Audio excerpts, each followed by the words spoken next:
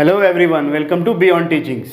I am Suman Shankar, your physics teacher. तो आज हम लोग क्या पढ़ने वाले स्टूडेंट्स, आज हम लोग जानने वाले हैं क्या कि डायरेक्शन ऑफ मैग्नेटिक फील्ड के बारे में जानने वाले हैं। ठीक है, तो प्रीवियस क्लासेस में जैसा कि हम लोगों ने पढ़ा था, याद होगा आप लोगों को, क्या जाना था हम लोगों ने, बताइए। हम लोगों ने पढ़ा था क्या कि magnetic effect of electric current के बारे में जाना था। याद होगा, किसी इलेक्ट्रिक सर्किट से अगर क्या होता है, जब इलेक्ट्रिक करंट पास होता है तो उसके कारण क्या होता है, एक मैग्नेटिक फील्ड डेवलप होता है। ठीक है, ये हम लोगों ने प्रीवियस क्लासेस में जाना।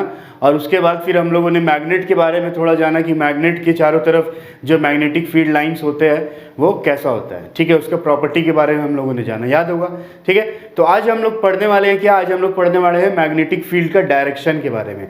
कि अगर सपोज किसी कहीं सर्किट से इलेक्ट्रिक करंट पास हो रहा है ना, तो क्या होगा, उसके कारण मैग्नेटिक फील्ड क्रिएट होगा ना।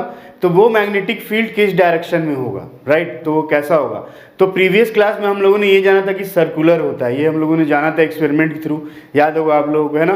तो यहाँ पे भी वैसे ही कोई डायरेक्शन आएगा, लेकिन हम लोग उसको और डिटेल में पढ़ेंगे कि किस तरह से हम लोग डायरेक्शन फाइंड करते हैं और क्या सब तरह के वायर के लिए वो डायरेक्शन सेम होता है या डिफरेंट होता है। ठीक है ना, तो आइए स्टार्ट करते हैं हम लोग इसको। तो सबसे पहले जो प्रीवियस क्लास में हम लोगों ने जाना था, याद होगा, कुछ ऐसा एक्सपेरिमेंट था। ठीक है, देखिए कुछ इस तरह का एक्सपेरिमेंट सा दिख रहा होगा, है ना। हम लोगों ने क्या किया था, सबसे पहले याद होगा कि सबसे पहले हम लोगों ने क्या किया कि एक सर्किट बनाया। सर्किट में हमने क्या किया, एक बैटरी लगाया।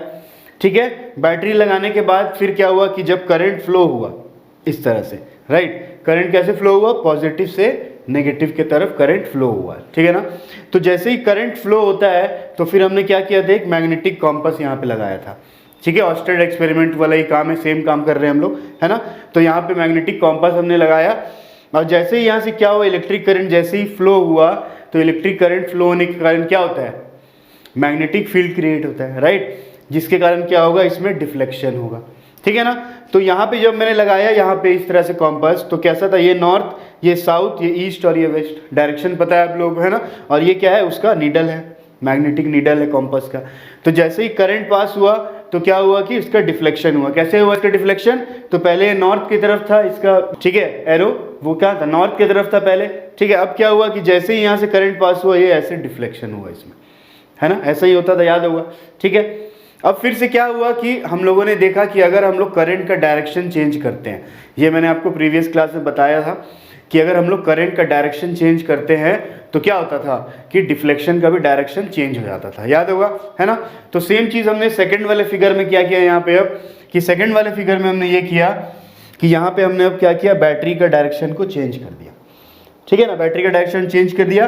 पहले कैसा था, पहले इधर पॉजिटिव था इधर नेगेटिव था, अब क्या हो गया, इधर पॉजिटिव हो गया और इधर नेगेटिव हो गया, राइट। ठीक है, अब क्या हुआ, करंट कैसे फ्लो होगा, करंट ऐसे फ्लो होगा। ठीक है ना, पॉजिटिव से नेगेटिव फ्लो होगा।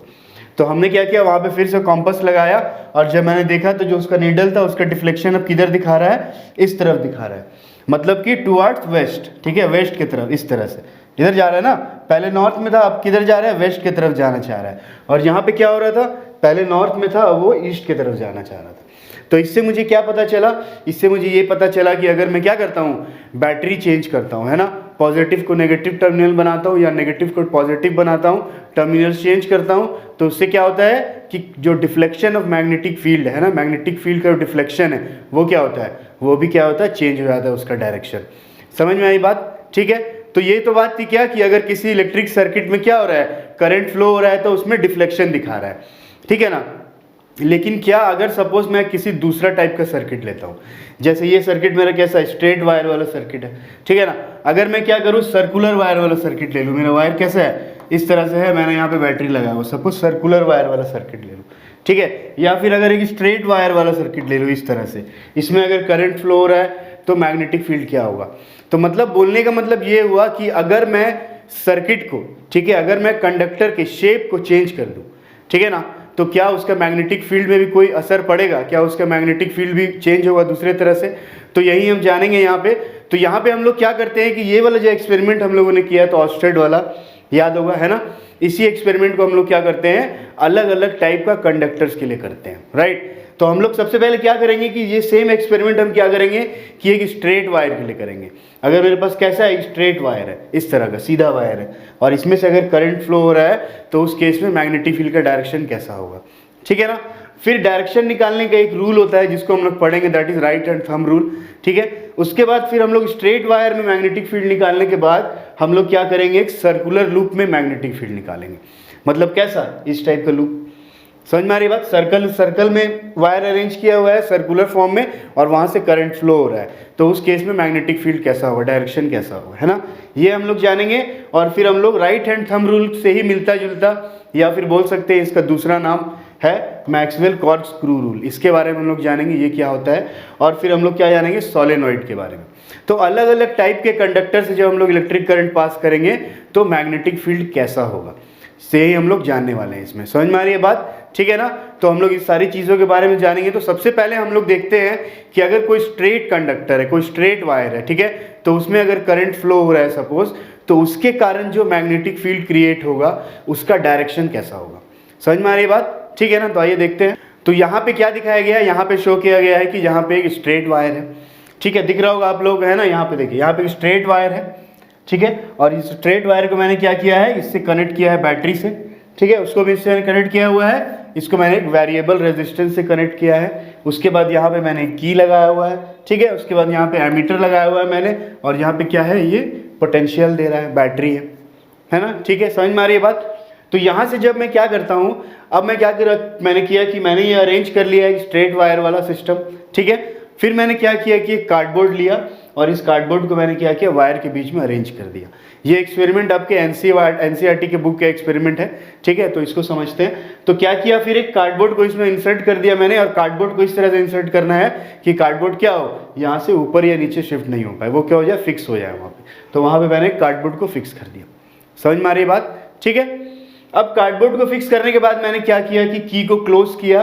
की को क्लोज किया मतलब क्या, करंट को फ्लो किया। जैसे ही क्या हुआ, करंट पॉजिटिव से नेगेटिव फ्लो हुआ थोड़ी देर के लिए, जब करंट को मैंने फ्लो होने दिया, ठीक है। उसके बाद फिर मैंने क्या किया, ये जो कार्डबोर्ड था, याद होगा ना, आयरन पाउडर वाले एक्सपेरिमेंट हम लोगों ने किया था प्रीवियस क्लास में, आप लोगों को बताया था, तो वही सेम एक्सपेरिमेंट है ना। यहाँ पे क्या किया मैंने क्या किया, आयरन का छोटा छोटा पाउडर्ड फॉर्म में, एकदम बुरादा जो होता है उसका आयरन का मैंने लिया पाउडर्ड फॉर्म को, और मैंने इसके ऊपर स्प्रिंकल कर दिया, छिड़क दिया उसको। राइट, समझ में आ रही है बात, ठीक है। तो छिड़कने के बाद फिर क्या हुआ कि थोड़ी देर के बाद जब करंट फ्लो हुआ इसमें से, तो मैंने क्या देखा था मैंने पिछले बार, याद होगा आप लोगों को, क्या देखा था कि वो जो आयरन का जो फिलिंग्स था वो क्या होता था, सर्कुलर फॉर्म में अरेंज हो जाता था। तो यहाँ पे वही चीज़ होगा सेम जो वहाँ होता था, ठीक है ना। क्या होगा कि जो आयरन का जो फिलिंग्स है, आयरन का जो पाउडर्ड फॉर्म है, वो क्या हो जाएगा, सर्कल के फॉर्म में अरेंज हो जाएगा। तो इससे मुझे क्या पता चला कि अगर किसी स्ट्रेट वायर में, किसी स्ट्रेट कंडक्टर में अगर करंट फ्लो हो रहा है तो उसके कारण जो मैग्नेटिक फील्ड क्रिएट होगा उसका डायरेक्शन कैसा होगा, सर्कुलर फॉर्म में अरेंज होगा। तो ये चीज़ हम लोगों ने पहले भी जाना है, याद होगा मैग्नेटिक केस में, ठीक है ना। तो वही चीज़ है कि इसका कैसा होगा, सर्कुलर फॉर्म में ये अरेंज होगा, ठीक है। और जब ये सर्कुलर फॉर्म में अरेंज होगा तो इसका मतलब ये सर्कुलर फॉर्म में जो अरेंज हो रहा है, ये सर्कल्स हमें क्या दे रहे हैं, ये सर्कल क्या दे रहे हैं हमें, मैग्नेटिक फील्ड का डायरेक्शन बता रहे हैं। मतलब अगर किसी स्ट्रेट वायर में करंट अगर फ्लो हो रहा है तो उसके कारण जो मैग्नेटिक फील्ड होगा वो कैसा होगा, सर्कुलर शेप में होगा, ठीक है। और उसके कारण जो मैग्नेटिक फील्ड होगा उसके कुछ और प्रॉपर्टीज होगा। जैसे कि पहला प्रॉपर्टी ये होगा कि अगर सपोज मैं देखता हूँ यहाँ पे कि जो मैग्नेटिक फील्ड का जो स्ट्रेंथ होगा वो सबसे अधिक वायर के पास सबसे ज़्यादा होगा, ठीक है। मतलब ये वायर के आसपास जो एरिया होगा यहाँ पे मैग्नेटिक फील्ड का स्ट्रेंथ क्या होगा, ज़्यादा होगा, ठीक है। और जैसे जैसे हम वायर से दूर जाते जाएंगे तो क्या होते जाएगा कि उसका स्ट्रेंथ भी क्या होता जाएगा, कम होते जाएगा। समझ में आ रही है बात। मतलब पहला पॉइंट क्या हुआ यहाँ पे कि जो magnetic field decreases when distance from wire increases, ठीक है। मतलब कि जैसे जैसे हम क्या करेंगे, वायर से जितना हम दूर जाते जाएंगे उतना क्या होता जाएगा, मैग्नेटिक फील्ड मेरा डिक्रीज करते जाएगा। राइट, समझ में आ रही है बात। मतलब कि इस वायर के पास सबसे ज़्यादा मैग्नेटिक फील्ड होगा और जितना दूर मैं जाऊंगा तो उससे ज़्यादा मैग्नेटिक फील्ड मेरा क्या होते जाएगा, वीक होते जाएगा, डिक्रीज होते जाएगा, ठीक है। समझ में आ रही है बात। तो इसको कैसे, मतलब प्रूफ कैसे किया गया इसको, तो इसको प्रूफ करने के लिए क्या किया गया कि जब देखिए यहाँ पे एक मैग्नेटिक कॉम्पास दिख रहा है ना, तो मैंने क्या किया, एक मैग्नेटिक कॉम्पास लाया और मैग्नेटिक कॉम्पास को मैंने पहले इस जगह पे इसके पास रखा। तो मैंने क्या देखा कि कॉम्पास का जो डिफ्लेक्शन है वो ज़्यादा डिफ्लेक्शन दिखा रहा है, ठीक है, ज़्यादा मुड़ रहा है, वो ज़्यादा डिफ्लेक्ट कर रहा है। लेकिन जैसे जैसे मैं कॉम्पास को इससे दूर लेके जा रहा हूँ, जैसे पी पॉइंट पे जब मैं कॉम्पास को लेके आया तो उसने डिफ्लेक्शन दिखाया कॉम्पास ने, लेकिन उसका डिफ्लेक्शन कैसा था, उसका डिफ्लेक्शन कम था, कम डिफ्लेक्ट हुआ, समझ में आ रही है बात? मतलब कि जो मैग्नेटिक फील्ड होता है वो किसके ऊपर डिपेंड करता है? पहला चीज डिस्टेंस के ऊपर, कि वायर से जितना दूर हम लोग जाएंगे मैग्नेटिक फील्ड उतना वीक होते जाएगा, ठीक है।